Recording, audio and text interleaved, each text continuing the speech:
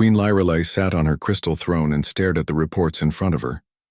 The papers showed pictures of a strange ship that had appeared at the edge of her empire's space. The ship looked different from anything she had ever seen before. It was made of metal and had no energy crystals on its surface. Most strange of all, her scouts could not read the minds of the people inside.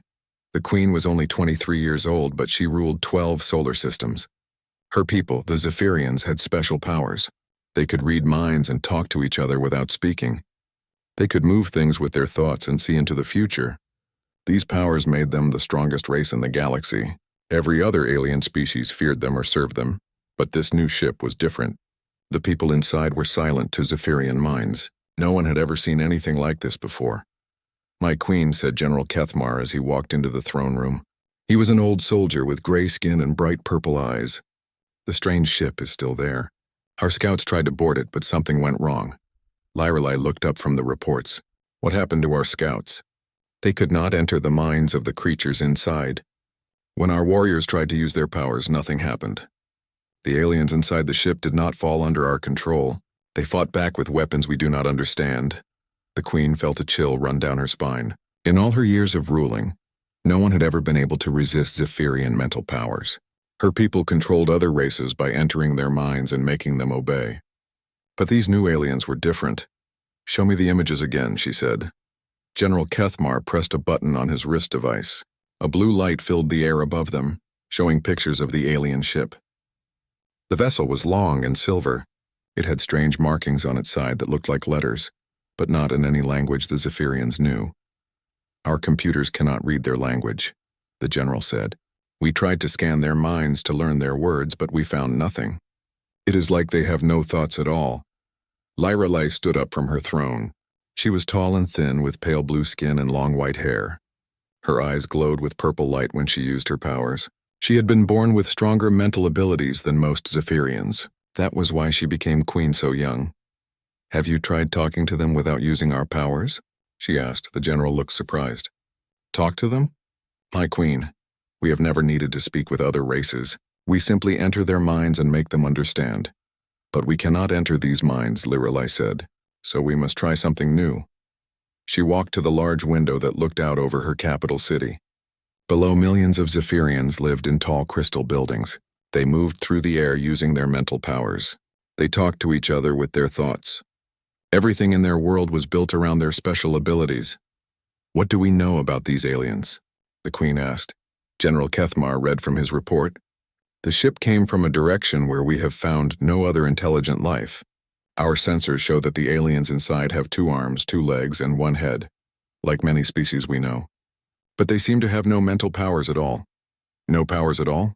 Lyrelei turned around. "How is that possible? How do they build ships? How do they communicate?" "We do not know, my queen. This is why they are dangerous. We cannot predict what they will do. We cannot control them.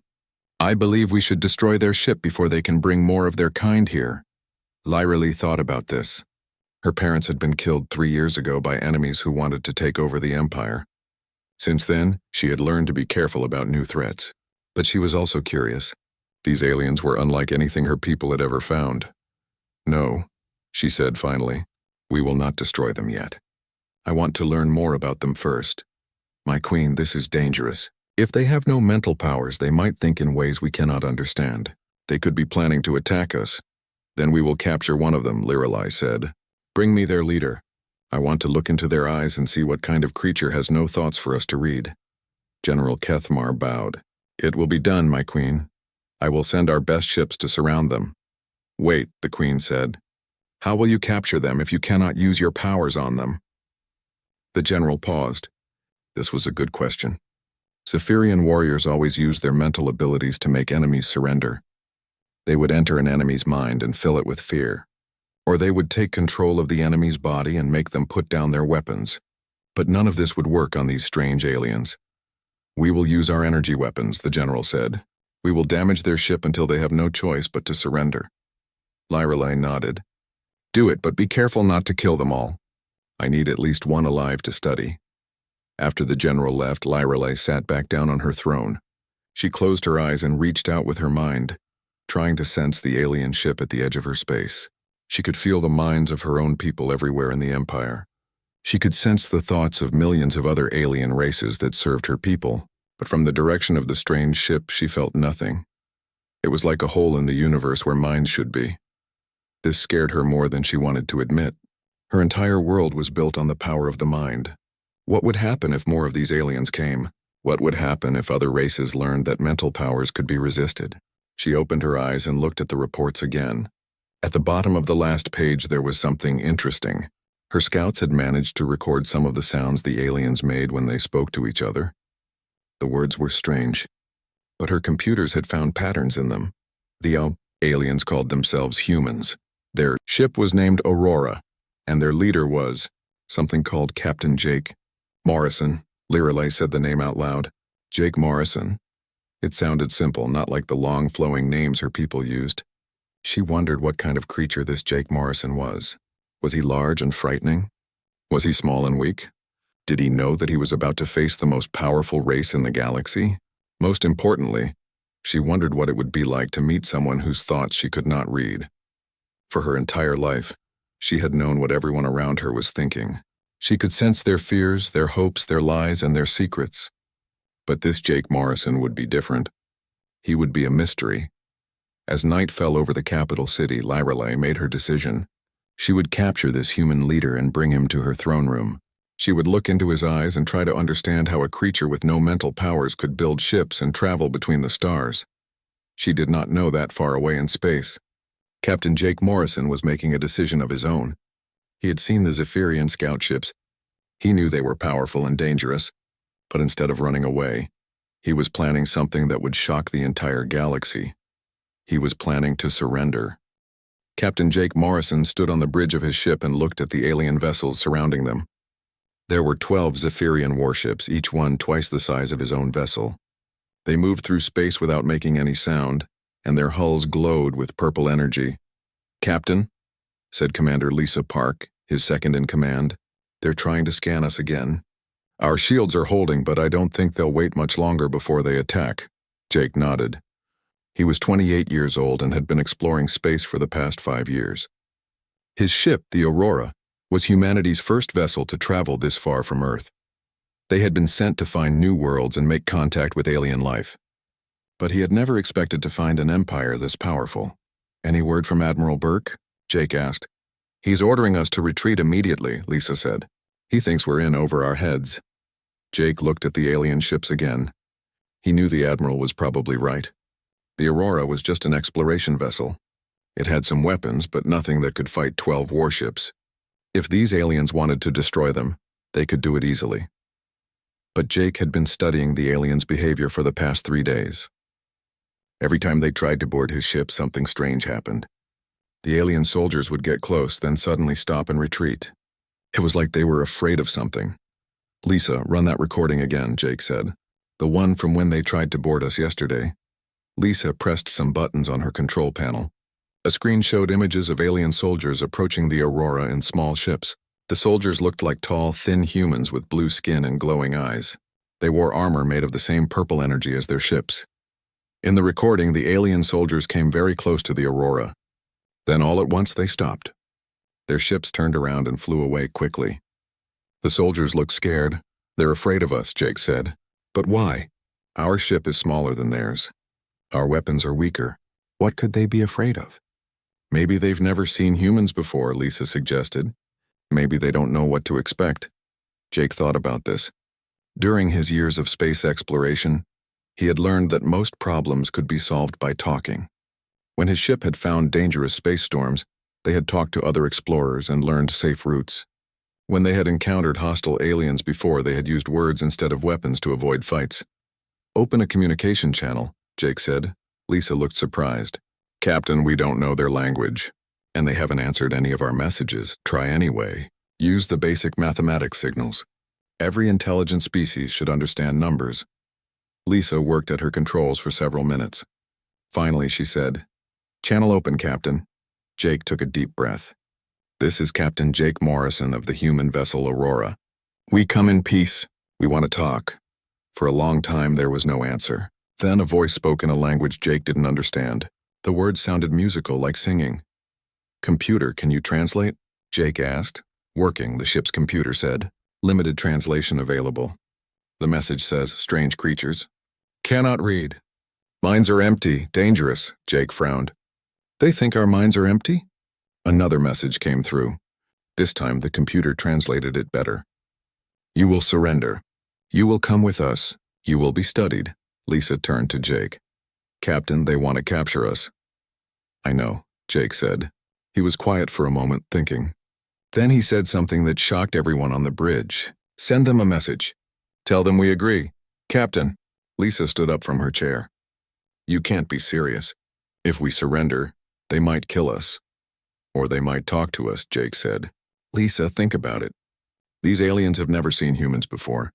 They're afraid of us for some reason. If we fight them, they'll just blow up our ship.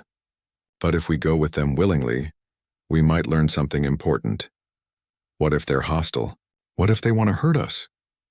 Jake looked at his crew. There were only 20 humans on the Aurora. They were scientists and explorers, not soldiers.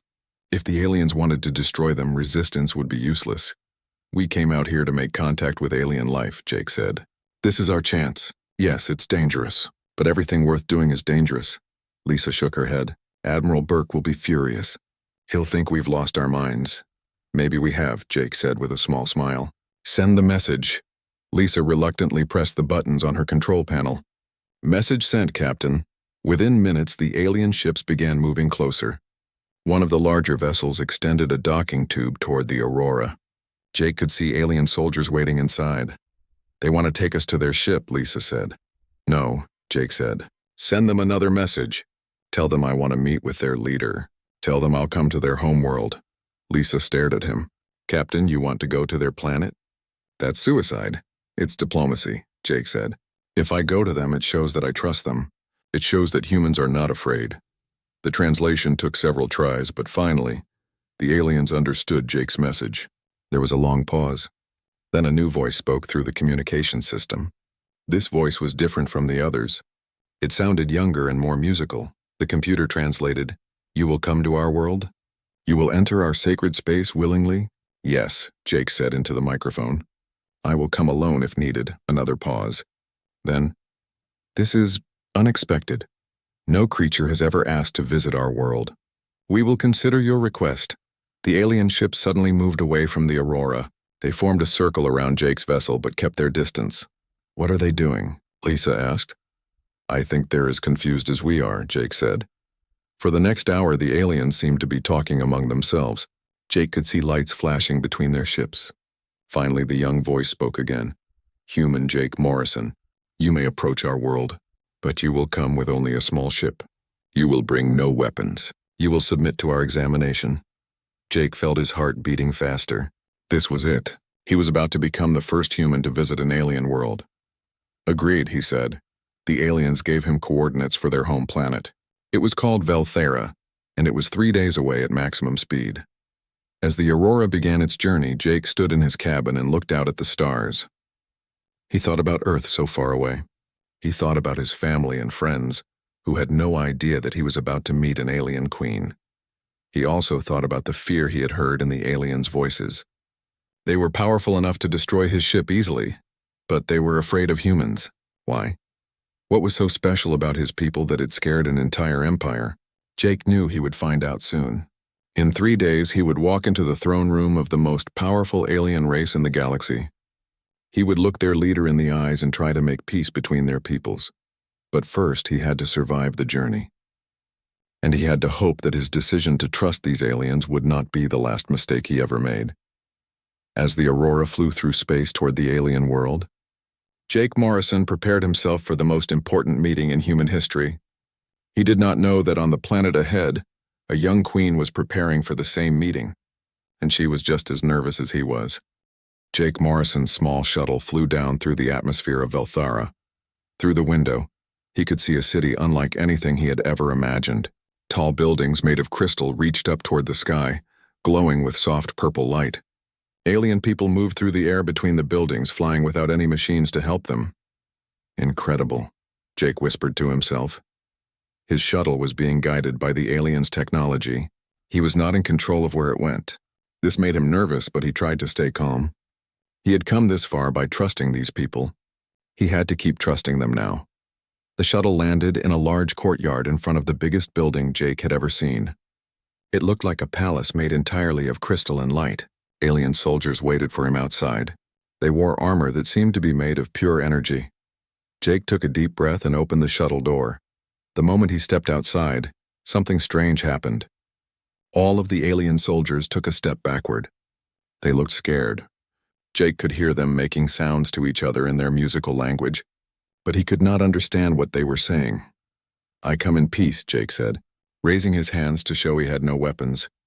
One of the soldiers, braver than the others, approached him. The soldier's skin was blue and his eyes glowed with purple light. He was taller than Jake and very thin. The soldier spoke, and Jake's translation device worked to change the words into English. "Human Jake Morrison, you will follow. You will not resist." "I understand," Jake said. As they walked toward the palace, Jake noticed something odd. Everywhere they went, aliens stopped what they were doing and stared at him. Some of them looked afraid. Others looked curious. But all of them seemed confused. The palace was even more beautiful inside than outside. The walls were made of crystal that changed colors as Jake walked past. Light seemed to come from everywhere and nowhere at the same time. The floors were smooth as glass but felt warm under his feet. They walked through many long hallways. Jake saw other aliens watching him from doorways and corners. All of them kept their distance. It was like they thought he might be dangerous. Finally, they reached a pair of enormous doors. The doors were made of the same glowing crystal as everything else, but they were covered in strange symbols that moved and changed as Jake watched them. The doors opened without anyone touching them. Jake stepped into the throne room and gasped. The room was huge, with a ceiling so high he could barely see it. The walls curved around in a perfect circle, and they were covered in moving patterns of light. In the center of the room sat a throne that looked like it was made of captured starlight, and on the throne sat the queen. She was young, much younger than Jake had expected. She looked to be about his age, maybe a little younger. Her skin was pale blue, almost white, and her long hair was silver. Her eyes glowed with the same purple light as the other aliens, but brighter. She was beautiful, but that was not what surprised Jake the most. What surprised him was that she looked nervous. Around the throne stood several other aliens. They were older and wore elaborate robes. Jake guessed they were advisors or ministers. All of them were staring at him with expressions of fear and curiosity. Jake walked forward slowly. He had practiced what he would do in this moment during the 3-day journey to this planet. He stopped about 10 feet from the throne and gave a respectful bow. "Your Majesty," he said, "I am Captain Jake Morrison of the human vessel Aurora. I thank you for allowing me to visit your world." The Queen stared at him for a long moment. Then she spoke, and her voice was soft and musical. "You are not what I expected." "What did you expect?" Jake asked. "A monster," she said honestly. "Something terrible and frightening. Our people have never encountered minds that we cannot read." "We thought you must be evil creatures hiding your thoughts from us," Jake smiled. "We're not hiding anything from you. We just don't have the ability to share thoughts the way you do." The Queen leaned forward in her throne.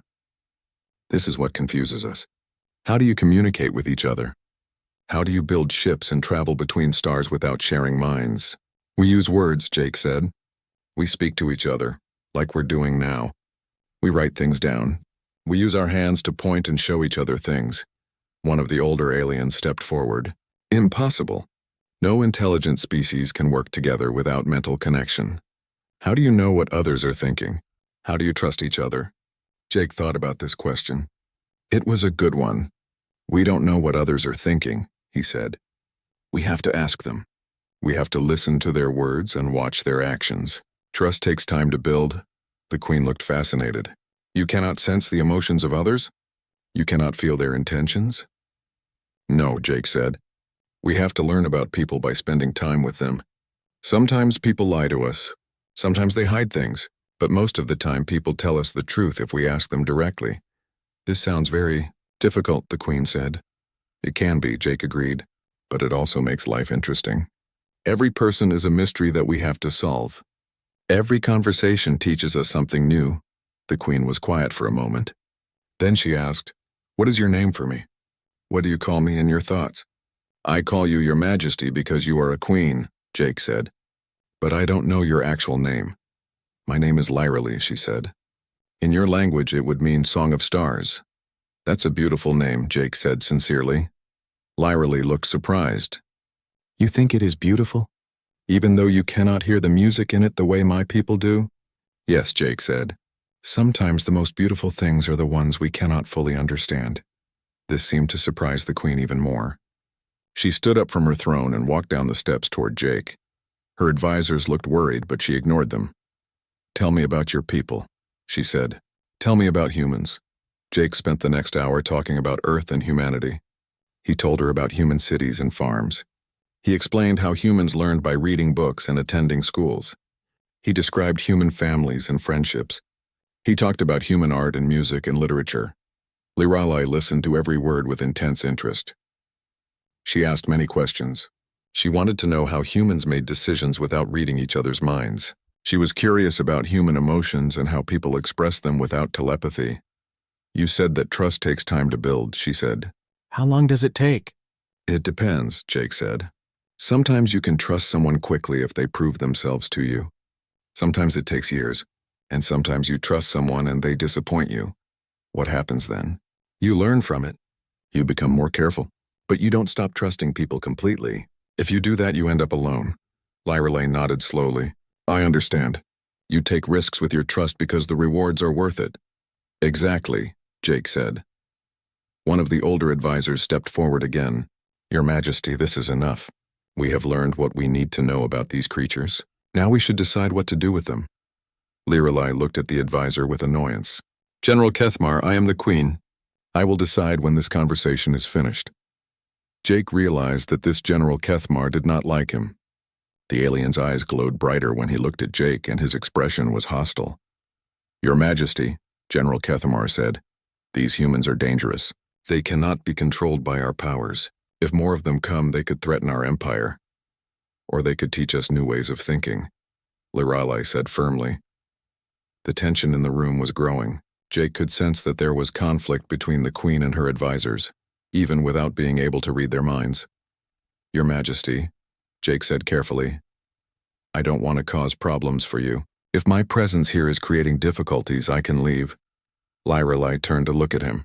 For a moment, Jake saw something in her eyes that he had not expected to see. She looked lonely. No, she said. You will stay. I want to learn more about your people. And I think my people need to learn about yours as well. General Kethmar's eyes flashed with anger, but he said nothing. Jake realized that this meeting was just the beginning. He had come to make contact with an alien species, but he had found something more complicated. He had found a young queen who was struggling with her own people, and a general who saw humans as a threat. The next few days would determine whether humans and Zephyrians would become friends or enemies. And Jake Morrison, standing in a crystal throne room on an alien world, knew that the future of two species might depend on the choices he made. Jake had been on Velthera for 5 days now. Each day he met with Queen Lyralee in her throne room. They talked for hours about their different peoples and worlds.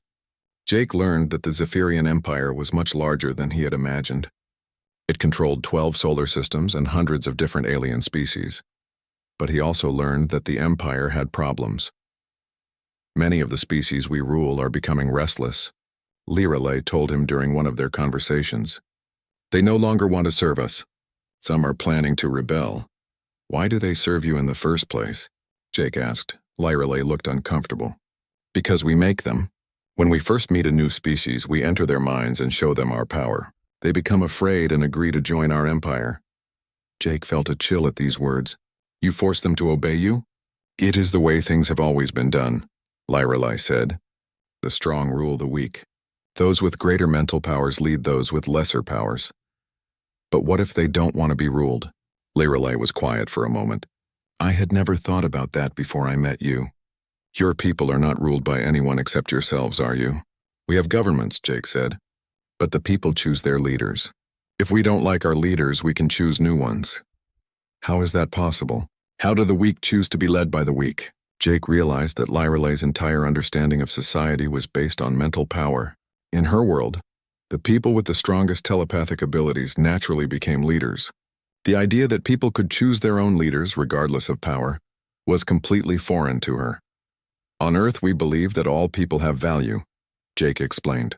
A person with great physical strength is not automatically a better leader than someone who is wise but weak. A person who can sing beautifully is not more important than someone who grows food.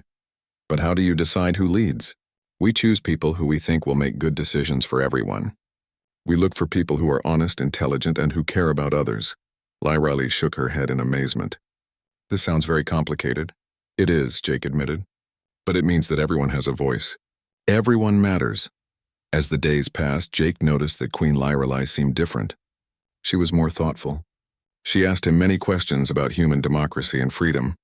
She seemed to be thinking about ideas that had never occurred to her before. But Jake also noticed that General Kethmar and the other advisors were becoming more hostile toward him. They watched him constantly. They whispered to each other when they thought he couldn't see them. And they often tried to interrupt his conversations with the Queen. On the 6th day, Lyra asked Jake to walk with her in her private garden. The garden was beautiful, with plants that glowed with soft light and flowers that changed colors. But Jake could tell that the Queen was worried about something. "My advisors think you are dangerous," she said, as they walked along a path made of crystal stones. "Do you think I'm dangerous?" Jake asked. "Not in the way they mean," Lyra said. "But yes, I think you are dangerous. The ideas you share are changing how I think about my empire. They make me question things I have never questioned before." Jake stopped walking. "Is that bad?" Lyra turned to face him. "I don't know. 3 years ago, my parents were killed by people who wanted to take over the empire. Since then, I have worked very hard to keep everything stable. But the ideas you share, they could change everything." "Change isn't always bad," Jake said gently. "No, but it can be scary," Lyra replied. "My people have ruled this galaxy for thousands of years.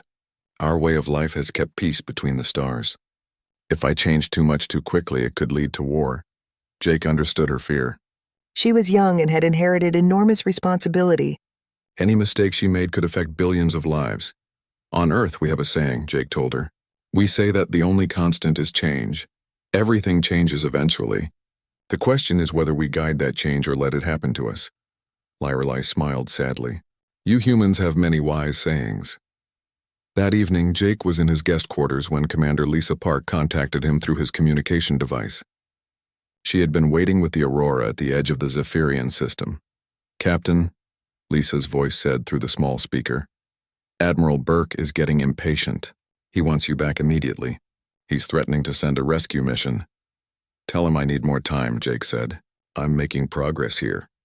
"What kind of progress? Are they going to be allies or enemies?" Jake thought about this question. "I'm not sure yet. Their queen seems open to friendship, but her military leaders don't trust us." "That doesn't sound good." "It's complicated," Jake said. "These people have a very different way of thinking about power and leadership. But I think the Queen is starting to understand our perspective. Captain, be careful. You've been there almost a week. We don't know what they might be doing to you." After the conversation ended, Jake lay on his bed and stared at the ceiling.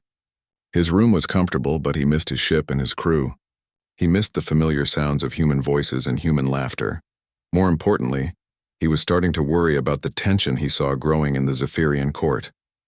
General Kethmar clearly saw humans as a threat to Zephyrian power. The other advisors seemed to agree with him. Only Queen Lyra seemed interested in peaceful contact. The next morning, Jake was awakened by the sound of arguing outside his room. He got dressed quickly and opened his door. He could see General Kethmar talking angrily with 2 other Zephyrian officers. They were speaking in their own language, but Jake's translation device picked up some of their words. "The human has been here too long," General Kethmar was saying. "He is poisoning the Queen's mind with his strange ideas. What do you suggest?" One of the other officers asked. "We should eliminate the threat," the general replied. "Both the human and anyone who has been influenced by him." Jake felt a chill of fear. The general was talking about killing him. But worse, he seemed to be suggesting that Queen Lyra was also in danger. Jake closed his door quietly and sat down to think. He had 2 choices. He could try to escape and warn Earth about the danger, or he could stay and try to protect Lyra. If he left, the general might kill the Queen and then attack Earth. If he stayed, he might be able to help Lyra, but he would be putting himself in great danger. Jake thought about Queen Lyra. In the past week, he had come to respect her. She was young and inexperienced, but she was trying to be a good leader for her people. She was also the only Zephyrian who seemed willing to consider peaceful relations with humanity. If she died, any chance of friendship between humans and Zephyrians would die with her.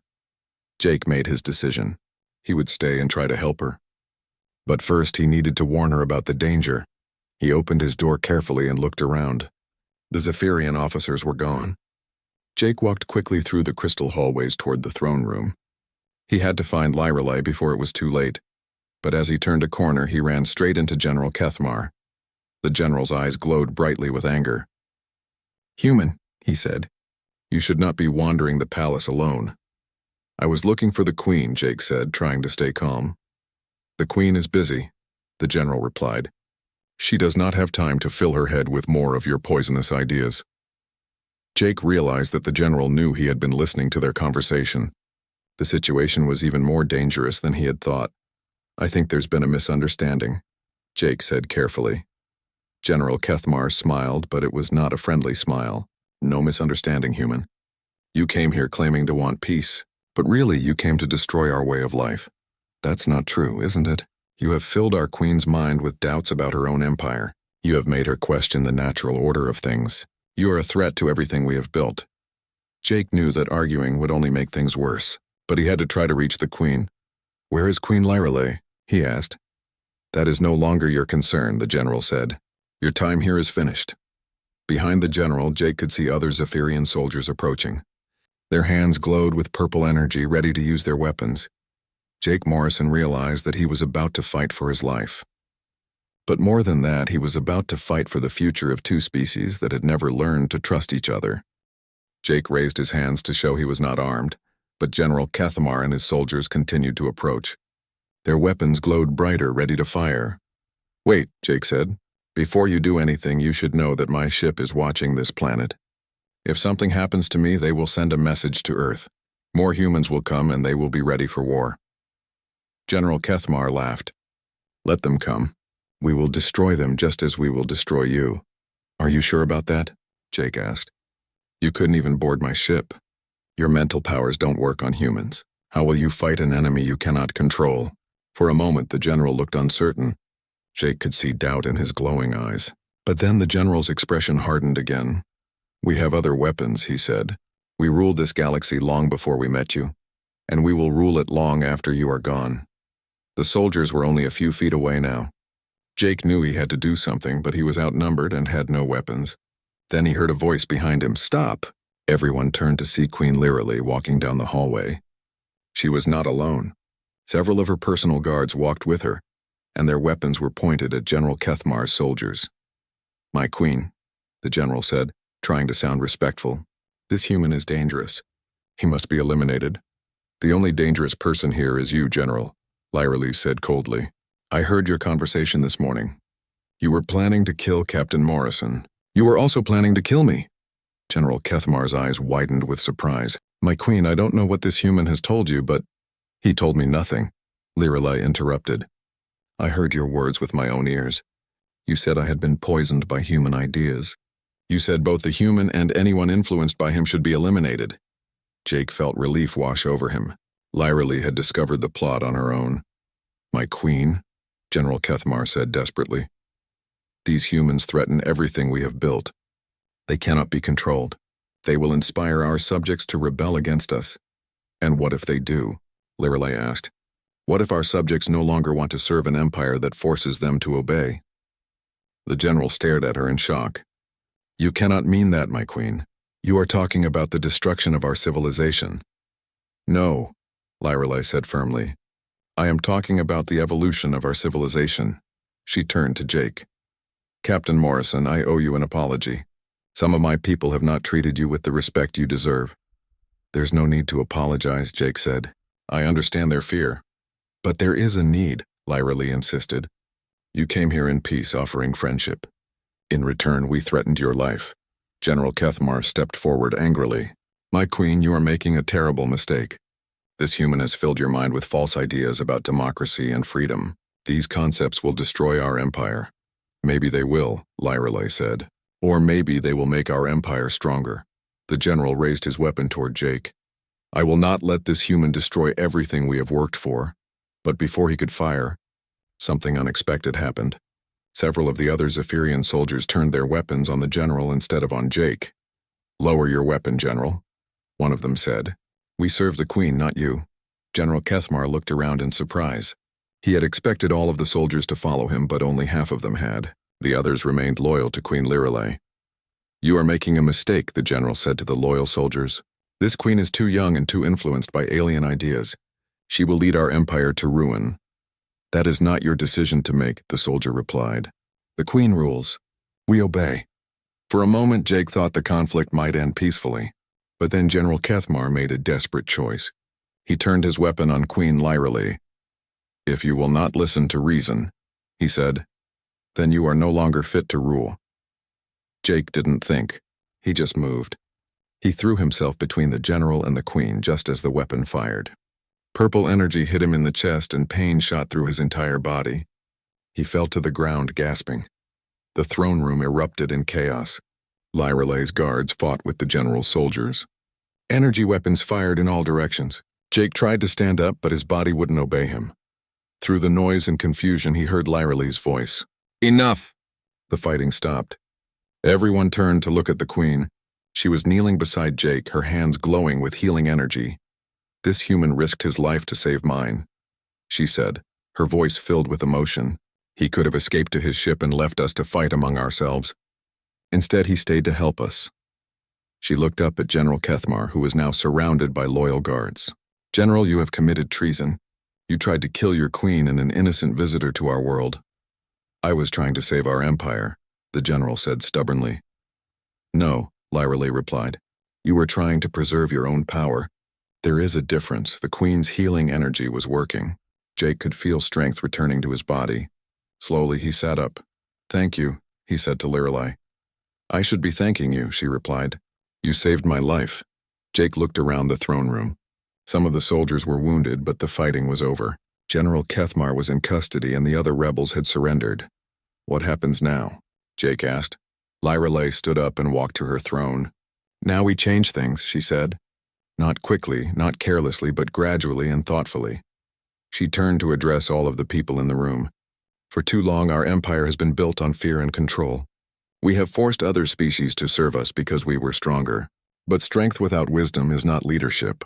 It is tyranny. Some of the soldiers looked confused, but others nodded in agreement. I hereby declare that any species in our empire that wishes to leave may do so freely. Lirelei continued. Those who choose to stay will be treated as partners, not servants. The room was silent.